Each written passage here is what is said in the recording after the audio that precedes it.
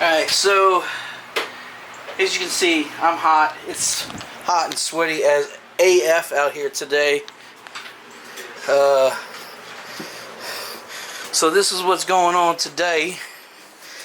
This plus this. That's right. We're going to weld on an iron block engine. See what happens. Jacob, let's go what Jacob's doing. Hey. What you putting on?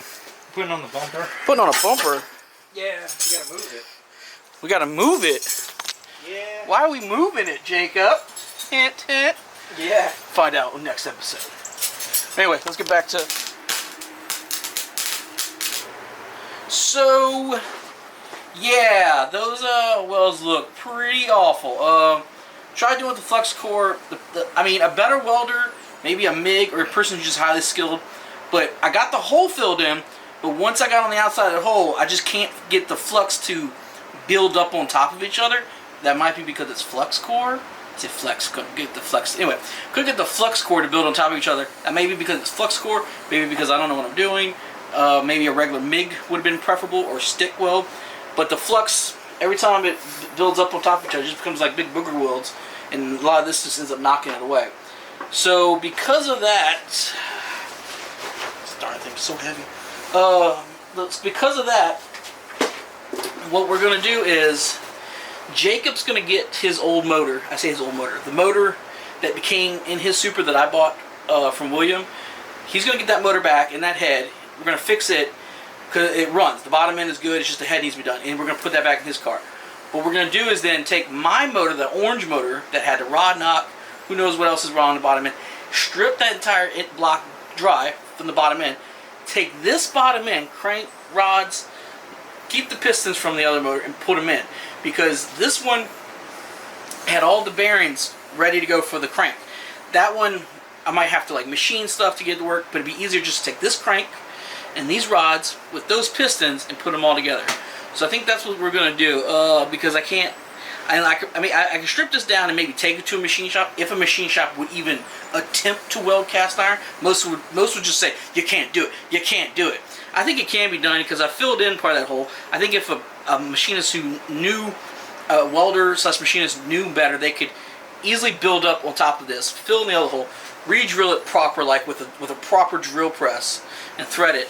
But I don't know, I might do that, or I might just use it as a core from pull apart, because there'll probably be another MX-83 in the junkyard, or a Supra, and I might use it as a core.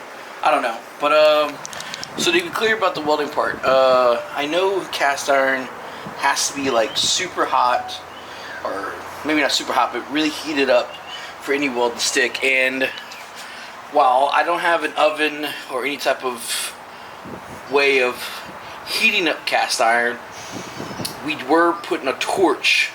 Jacob was putting a torch on the spot I was welding.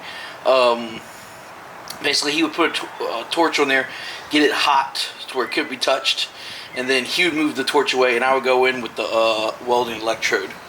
And then when I was done welding, he would go back in with the torch to keep it hot.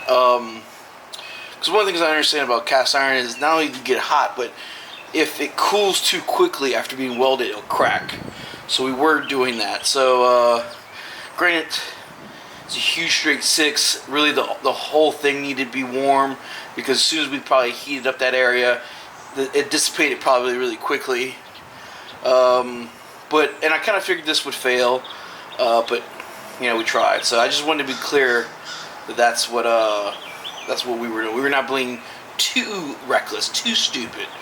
Had some sense of what we were supposed to be doing. But yeah, just to reiterate too, that the internals of that motor are going to go into that motor.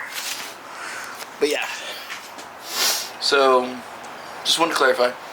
Back to the regularly scheduled program.